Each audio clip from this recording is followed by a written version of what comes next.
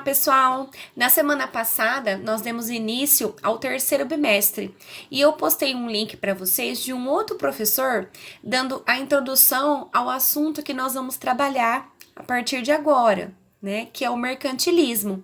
Dessa vez a gente vai continuar com o tema, mas agora visto pela professora de vocês, tá? Então, o que é o mercantilismo? Ele consiste em defender a acumulação de metais preciosos como principal forma de obtenção de Então, riquezas. sétimo ano, esse assunto de mercantilismo, vocês também vão estar estudando na disciplina de história. Por quê?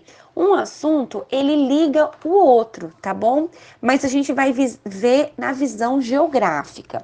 Então, assim, as grandes navegações tiveram início no final do século XV.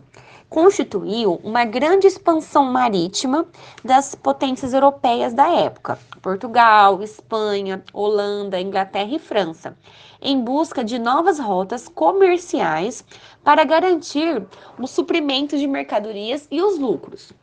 Antes das grandes navegações, os europeus já realizavam atividades comerciais em enormes feiras, onde eram vendidas mercadorias muito procuradas que vinham da Ásia.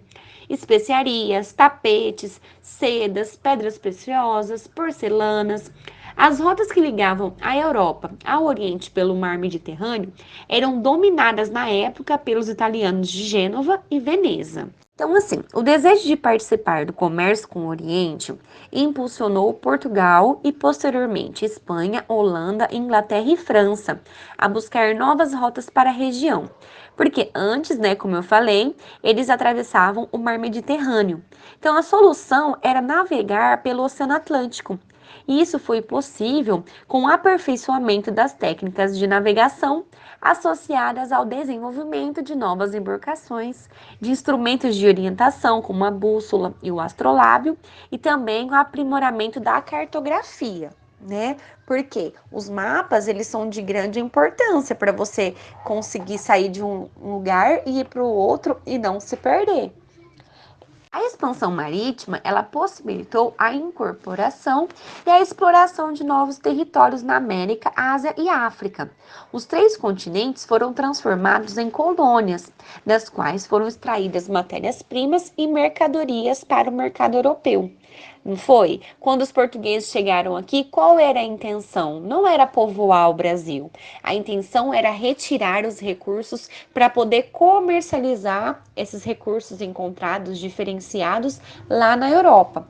Essa etapa de expansão, integração e transformação do espaço geográfico mundial, que se estende no século XV ao final da primeira metade do século XVIII, ficou conhecida como capitalismo comercial. Então, vocês viram como que a gente consegue ligar esse assunto do mercantilismo com a geografia e com a história, porque a gente está estudando as novas rotas, a busca de novas mercadorias em diversas localidades do espaço geográfico, né?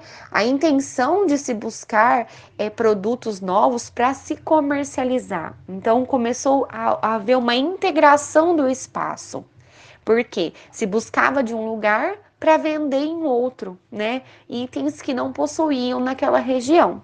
O capitalismo comercial ele foi marcado pelo mercantilismo, política dos estados absolutistas europeus, que consistia em acumular riquezas por meio de um conjunto de medidas, como colonialismo, protecionismo, balança comercial favorável e metalismo.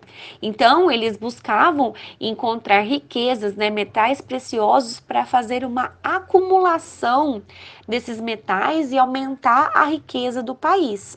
Então, o mercantilismo, ele permitiu que os países europeus acumulassem capitais e lucrassem com a comercialização de produtos, como o açúcar, algodão e especiarias obtidas nas colônias americanas, e mão de obra escravizada no continente africano. Esse acúmulo de riqueza nas metrópoles criou condições que favoreceram a primeira revolução industrial, na segunda metade do século XVIII, que fica um assunto para outro dia, tá bom?